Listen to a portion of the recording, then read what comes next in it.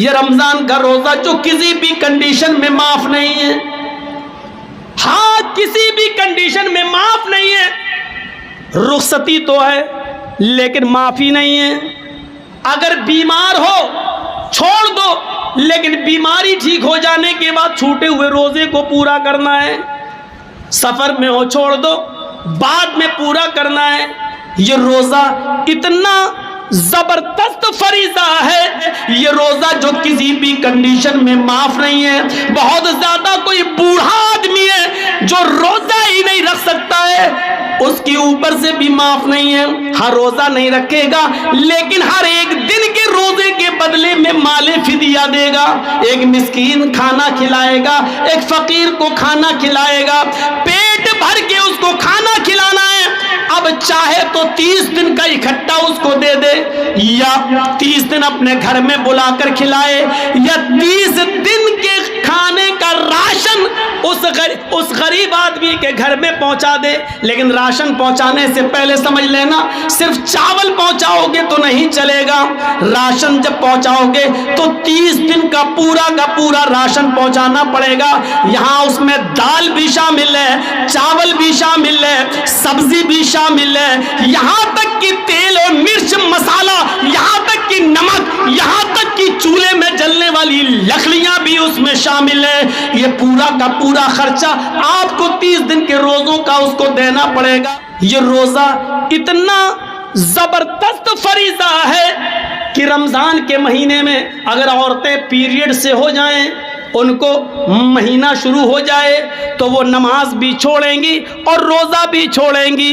5 دن 6 دن جس عورت کی عادت ہے اتنے دن نماز نہیں پڑھیں گی، اتنے دن روزہ بھی نہیں رکھیں گی۔ لیکن روزے کا فریضہ اتنا اہم ہے، اسلام یہ کہتا ہے کہ جب عید کے بعد وہ صحیح ہو جائیں، نہا لیں، پاک ہو جائیں، تو چھوٹے ہوئے روزے تو وہ پورے کریں گی، لیکن ان دنوں کی چھوٹی ہوئی نمازیں وہ پوری نہیں کریں گی۔ نمازیں معاف ہیں، یعنی چھوٹی ہوئی نمازیں ان دنوں کی ان عورتوں کو پورا کرنے کا حکم نہیں دیا، وہ ان کے اوپر سے معاف کر دی گئی ہیں، لیکن چھوٹے ہوئے روزوں کو ان کو ہر حال میں پورا کرنا ہوگا۔ جرجیت صاحب روزہ رکھتے رکھتے بیمار ہو گئے، 2 روزے چھوٹ گئے، سوچتے تھے کہ عید کے بعد رکھ لیں گے، لیکن 2 روزے جرجیت صاحب نہیں رکھ پائے۔ محرم کا مہینہ، شوال کا مہینہ جانے سے پہلے انتقال ہو گیا۔ جرجیت صاحب کے جو 2 روزے چھوٹ گئے ہیں، ان کو پورا رکھنا تھا، بیماری کی وجہ سے چھوٹے، ان کو پورا رکھنا تھا دوسرا سال روزہ آنے سے پہلے، لیکن انتقال ہو گیا، تو یہ مرنے کے بعد بھی میرے اوپر سے معاف نہیں ہے۔ اب یہ چھوٹے ہوئے 2 روزے میری اولاد پورا کرے گی، میری بیوی رکھے گی، میری بہن رکھے گی، میرا باپ رکھے گا، میرے خون کا کوئی رشتہ ہوگا وہ رکھے گا۔ غور کیجئے، یہ اتنا زبردست فریضہ ہے جو کسی بھی کنڈیشن میں معاف نہیں ہے میرے بھائیوں۔ لیکن اسلام یہ کہتا ہے جرجیت صاحب بیمار ہیں، جرجیت صاحب روزے سے ہیں، جرجیت صاحب کے بغل میں پڑوس میں رادھے کرشنا نام کا آدمی رہتا ہے، اس کا بیٹا بیمار ہے، اس کو آپریشن کی ضرورت ہے، ڈاکٹر نے کہہ دیا ارجنٹ 1 بوتل خون کی ضرورت ہے، 1 بوتل بلڈ کی ضرورت ہے۔ اس کے گروپ کا بلڈ چاہیے، اس کے گروپ کا بلڈ نہیں مل رہا ہے۔ جرجیت صاحب کا بلڈ گروپ وہی ہے جو اس ہندو لڑکے کا ہے۔ اسلام یہ کہتا ہے اس کی فوراً جان بچانے کے لیے جرجیت صاحب آپ فوراً ہاسپٹل جائیے، 1 بوتل بلڈ دیجئے اور جلدی سے اس کو چڑھوائیے اور اس کی جان بچائیے۔ جرجیت صاحب کہنے لگے 1 بوتل خون دیں گے تو روزہ ٹوٹ جائے گا۔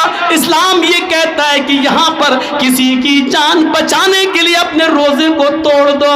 ایک غیر مسلم بچہ ہے، انسانیت کا تقاضا ہے، روزہ بعد میں پورا کیا جا سکتا ہے، لیکن وقت پر اگر بلڈ نہ ملا تو اس کی جان چلی جائے گی، اس کو فوراً بلڈ دو۔ جرجیت صاحب کو اپنا روزہ توڑنا پڑے گا اور روزہ توڑ کر بلڈ دے کر اس کی جان بچانا پڑے گی۔ میڈیا والوں لکھو اور بیان دو، اسلام یہ शिक्षा देता है, इस्लाम ये तालीम देता है। तुम्हारी तरह नहीं कि राम का नाम बदनाम करो, पेड़ से बांध दो, जय श्री राम के नारे लगाओ, मस्जिदों से भी गुजरो तो राम का नाम लगाते हुए गुजरो, ये नारा लगाते हुए सुनो। अगर तुम्हारे अकीदे के मुताबिक रामचंद्र जी जीवित हैं, जिंदा हैं, तो यकीन मानो कि उनकी आत्मा अंदर से कितनी दुखी हो रही होगी, उनकी आत्मा अंदर से कितनी रो रही होगी कि मैंने तो अपने शागिर्दों को, अपने चेलों को ऐसा राम धर्म बनाने के लिए नहीं कहा था, ऐसा तो नहीं कहा था, लेकिन आज ये कितने गिर चुके हैं कि अपने स्वार्थ के लिए हमको मस्जिदों के बाहर भी नीलाम कर रहे हैं। जरा तसव्वुर कीजिए, ये इस्लाम है जो हमें जोड़ता है, ये इस्लाम है जो हमें मानवता और इंसानियत से जोड़ता है। ये इस्लाम की शिक्षा है, इस्लाम की तालीम है, इस्लाम की दावत है। हम हैं कहाँ? हमें बहुत गौर करने की जरूरत है। ये इस्लाम ही है जो कहता है वल्लाही ला युमिन, अल्लाह की कसम वो मोमिन नहीं। हजरत आयशा पूछती है कौन मोमिन नहीं, और अल्लाह के नबी कहते हैं वो मोमिन नहीं जो खुद पेट भर के खाना खा ले और उसका पड़ोसी भूखा सो जाए। और पड़ोसी में हिंदू और मुसलमान की कोई कैद नहीं लगाई, पड़ोसी है चाहे वो जो भी हो। हजरत अब्दुल्लाह इब्ने उमर बड़े सहाबी गुजरे हैं, उनका पड़ोसी यहूदी था, उनके घर बच्चा पैदा हुआ। किसके? अब्दुल्लाह इब्ने उमर के घर में डिलीवरी हुई, विलादत हुई, बच्चा पैदा हुआ। 7वें दिन उन्होंने अपने बच्चे का अकीका किया। जब 2 जानवर ले आए और घर में बांध दिया तो अपनी बीवी से कहा देखो बीवी, जब 7वें दिन ये बकरे दोनों ज़िबा होंगे और गोश्त पक जाएगा तो पड़ोसी को ज़रूर पहुंचा देना। पड़ोसी कौन था? यहूदी। ज़रा इस बात को सुनते रहिएगा, पड़ोसी कौन था? यहूदी। और अब्दुल्लाह इब्ने उमर क्या कह रहे हैं? पड़ोसी को ज़रूर पहुंचा देना। बीवी ने कहा ठीक है। जब अकीके में 5 दिन रह गए तो कहा देखो जब ये जानवर ज़िबा होंगे, गोश्त पक जाए तो पड़ोसी को ज़रूर दे देना। बीवी ने कहा ठीक है। जब अकीके में 2 दिन रह गया तो उन्होंने कहा देखो अब 2 दिन रह गए अकीके में, जब जानवर ज़िबा हो जाएं और गोश्त पक जाए तो तुम पड़ोसी को ज़रूर पहुंचा देना। बीवी ने कहा ठीक है। आज अकीके का दिन आ गया। अब्दुल्लाह इब्ने उमर ने दोनों जानवरों पर छुरी चलाई और फरमाया बीवी जब गोश्त पक जाए तो पड़ोसी को ज़रूर पहुंचा देना। बीवी ने कहा ठीक है। अब खाल उतारने लगे, खाल उतर गई, गोश्त की बोटियां होने लगीं। कहा देखो बीवी जब गोश्त पक जाए तो पड़ोसी को ज़रूर पहुंचा देना। और जब गोश्त पकने लगा, हांडी पर रख दिया पकने के लिए, तो बार बार ढक्कन उतार कर देखने लगे। बीवी ने कहा क्या हुआ? कहा देख रहा हूँ। कहा क्यों? पकने में थोड़ा टाइम लगेगा। कहा मैं देख रहा हूँ कि कितना रह गया है, देखो जब पक जाए तो पड़ोसी को ज़रूर पहुँचा देना। अब बीवी को गुस्सा आ गया। 7 दिन से इनकी टर टर टर सुन रहे हैं। तो बीवी ने कहा अरे सुन लिया मैंने, 7 दिन से आप चिल्लाते चले जा रहे हैं पड़ोसी को दे देना, पड़ोसी को दे देना। अरे मैं आपकी बीवी हूँ, जिम्मेदारी समझती हूँ, आपने कह दिया पकने तो दीजिए, मैं पहुँचा दूंगा, पहुँचा दूंगी, क्यों परेशान हैं आप? अब चुप हो गए। कहने लगे बीवी डांट क्यों रही हो? कहा बार बार कहते चले जा रहे हैं किसी बात को। अरे मैंने, आपने कह दिया, मैंने सुन लिया, मैं पहुँचा दूंगी, पकने तो दीजिए। कहा देखो मेरी बीवी बात ये नहीं है, बात यह है कि अल्लाह के नबी सल्लल्लाहु अलैहि वसल्लम ने जुमे का खुतबा दिया था, मैं उस वक्त मस्जिद में मौजूद था और अल्लाह के नबी सल्लल्लाहु अलैहि वसल्लम ने पड़ोसियों के हुकूक बताना शुरू किए। ये हक़, इसके बाद ये हक़, इसके बाद ये हक़। आपने इतने हक़ बताए, इतने हक़ बताए कि ऐसा लग रहा था कि कुछ छूट ही नहीं गया। अब रह क्या गया है? अब ऐसा लग रहा था कि अब अल्लाह के नबी जो भी बोलेंगे कहीं ऐसा ना हो कि आगे ये बोल दें कि जिस मकान में तुम रहते हो उस मकान में भी पड़ोसी का इतना इतना हिस्सा है, इतना हिस्सा तुम्हारे पड़ोसी का, ایسا لگ رہا تھا، اتنے حقوق بتائے کہ مجھے ڈر لگنے لگا کہ ہم جس گھر میں رہتے ہیں اس میں بھی کہیں پڑوسی کا حصہ نہ بتاتے کہ اتنا حصہ پڑوسی کا. تو میری بیوی پہنچا دینا. اللہ کے نبی نے فرمایا وہ آدمی مومن نہیں جو خود پیٹ بھر کے کھا لے اور اس کا پڑوسی بھوکا سو جائے. اسلام یہ گوارا ہی نہیں کر رہا ہے کہ آپ کے پڑوس میں رہنے والا پڑوسی چاہے وہ ہندو ہو، یہودی ہو، عیسائی ہو، کرسچن، جینی ہو، سکھ ہو، بدھسٹ ہو، کوئی بھی ہو، اگر پڑوسی ہے تو یہ آپ کی ذمہ داری ہے کہ آپ پتہ لگائیں کہ اس کے گھر میں کیا بنا ہے کیا نہیں بنا ہے. آپ نہیں جا سکتے، آپ کی بیوی تو اس کی بیوی سے ملنے جا سکتی ہے، کسی طریقے سے بہانے سے پوچھ لے کہ تمہارے گھر میں کیا پکا ہے. یاد رکھنا اگر آپ گھر میں تہجد پڑھ رہے ہیں لیکن آپ کا پڑوسی بھوکا ہے تو اللہ کی قسم آپ کی تہجد آپ کے منہ پہ مار دی جائے گی، کیونکہ آپ مومن ہی نہیں ہیں. اللہ کے نبی نے فرمایا مومن تو وہ ہے جو پڑوسی کو بھوکا نہ سونے دے، اور جس کا پڑوسی بھوکا سو گیا تو آپ مومن نہیں. آپ تہجد پہ تہجد پڑے جا رہے ہیں، پڑوسی کا حق ہی نہیں، اس کو دیکھ ہی نہیں رہے. اسی لیے اسلام نے اپنی انکم کا ایک حصہ فکس کر دیا ہے، زکوٰۃ. زکوٰۃ 85 گرام اگر آپ کے پاس سونا ہے تو آپ پر زکوٰۃ ہے، یا 595 گرام سونا جس کو ہمارے ہاں بولا جاتا 52.5 تولے چاندی. 52.5 تولے چاندی، 52.5 تولے چاندی کا وزن عرب کے حساب سے 595 گرام اگر چاندی ہے تو آپ کے اوپر زکوٰۃ فرض ہے. 595 گرام چاندی نہیں ہے لیکن 595 گرام چاندی کے برابر آپ کے پاس قیمت ہے، پیسہ ہے، اور آپ اس پیسے کے مالک ہیں اور اس کے اوپر 1 سال گزر چکی ہے تو اس کے اوپر زکوٰۃ ہے. 2.5% آپ کو دینا پڑے گی. یہ ایک سسٹم بنا دیا ہے. 85 گرام، اب مان لیجئے 7.5 تولے سونا یعنی 85 گرام سونا. مان لیجئے کہ جرجیت صاحب کی بیوی گئی اور ایک سونے کا ہار خرید کے لائی اور اس نے کہا 85 گرام یعنی 7.5 تولے کا مجھے ہار دے دیجئے اور پیسے دے کے چلی آئی. لیکن یہ 85 گرام سونے کا ہار 21 کیرٹ سونے کا ہے. سونے میں وہ ہوتا ہے نا 24 کیرٹ کا ہے کہ 22 کیرٹ کا ہے یا 21 کیرٹ کا ہے، تو جس سونے پر زکوٰۃ ہے وہ 24 کیرٹ کا سونا ہونا چاہیے، یعنی پیور. 85 گرام سونا آپ نے خریدا ہے اور وہ 24 کیرٹ کا ہے تو آپ کے اوپر زکوٰۃ ہے. آپ نے 85 گرام سونا خریدا ہے لیکن وہ 21 کیرٹ کا ہے تو اس کے اوپر زکوٰۃ نہیں بنے گی، کیونکہ اس کو جب آپ وزن کریں گے اور جب اس کے اندر جو اور دھاتو ملی ہوئی ہے اس کو آپ نکال دیں گے تو اس سونے کا وزن جو اوریجنل سونا ہے وہ 72 گرام رہ جائے گا. وہ 72 گرام رہ جائے گا، 85 گرام نہیں رہے گا، کیونکہ 21 کیرٹ کا اگر 85 گرام سونا ہے تو 24 کیرٹ کے حساب سے وہ 72 گرام سونا بنتا ہے. تو 72 گرام سونے پر زکوٰۃ ہی نہیں ہے، اوریجنل سونا ہونا چاہیے آپ کے اوپر، آپ کے پاس 85 گرام. ایک بات اور یاد رکھیے گا، آپ رمضان میں زکوٰۃ دیتے ہیں، ٹھیک ہے، بہت سے لوگ انگریزی حساب سے زکوٰۃ دیتے ہیں. بھائی کوئی سروس کرتے ہیں ان کو تنخواہ ان کا سال بھر کا حساب مارچ میں ہوتا ہے تو وہ مارچ زکوٰۃ کے لیے کوئی رمضان کا مہینہ شرط تھوڑی ہے. سال میں ایک بار زکوٰۃ فرض ہے. سال میں ایک بار جب زکوٰۃ فرض ہے تو سن لیجئے، سال میں ایک بار زکوٰۃ فرض ہے وہ عربی مہینے کے حساب سے. اب آپ انگریزی مہینے کے حساب سے زکوٰۃ دیں گے تو کتنی دیں گے؟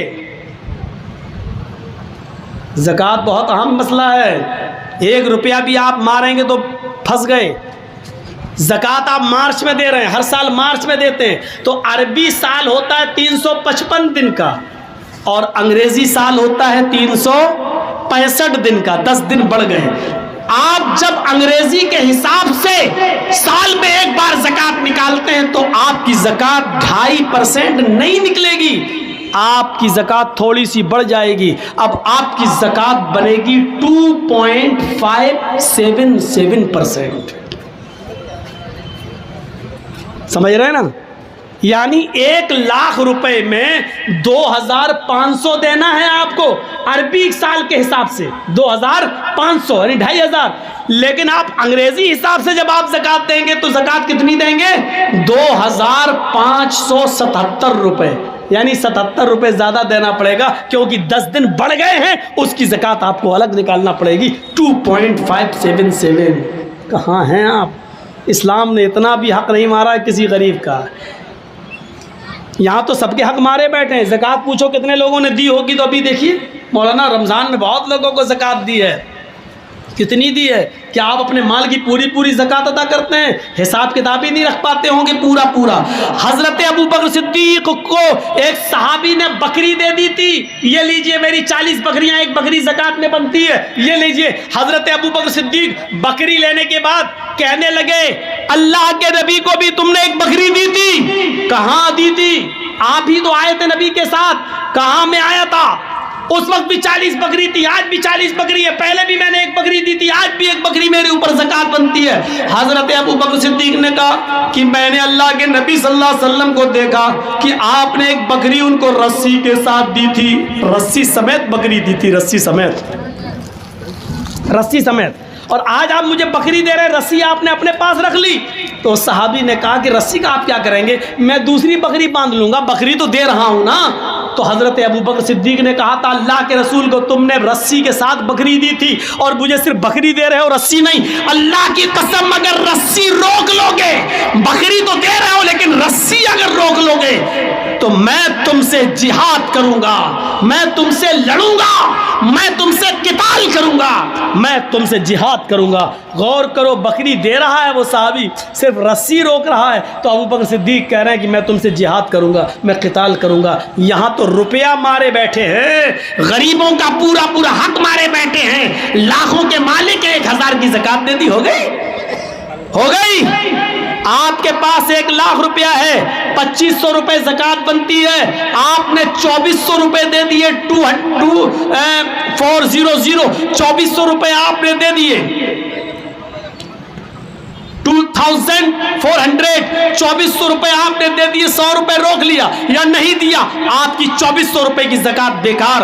آپ نے غریبوں کا حق مارا ہے. میرے بھائیوں، وہ 100 روپے بھی آپ سے لیے جائیں گے اور غریب کو دیے جائیں گے. اسلام غریب کا حق نہیں مارتا ہے. اللہ کہتا ہے میرے پاس میرا حق مار کے آؤ گے، قیامت کے دن میں اپنا حق معاف کر سکتا ہوں، لیکن کسی غریب کا حق مار کے آؤ گے تو میں معاف نہیں کروں گا. نماز میں اور روزے میں کچھ کمیاں ہو جائیں تو قیامت کے دن اللہ معاف کر سکتا ہے، لیکن کسی کا حق مارا ہوگا.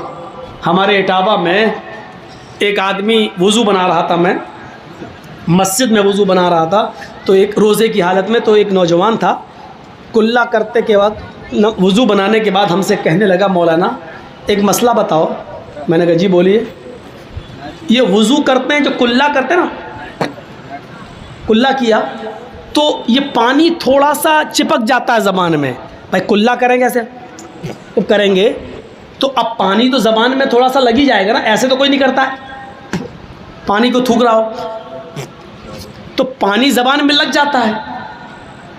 اگر وہ پانی کسی طریقے سے حلق کے اندر پہنچ جائے، پانی کا قطرہ، وضو بناتے وقت جو پانی زبان پہ رہ جاتا ہے وہ قطرہ بن کے اگر حلق کے نیچے چلا جائے تو کیا اس سے روزے پر کوئی فرق پڑے گا؟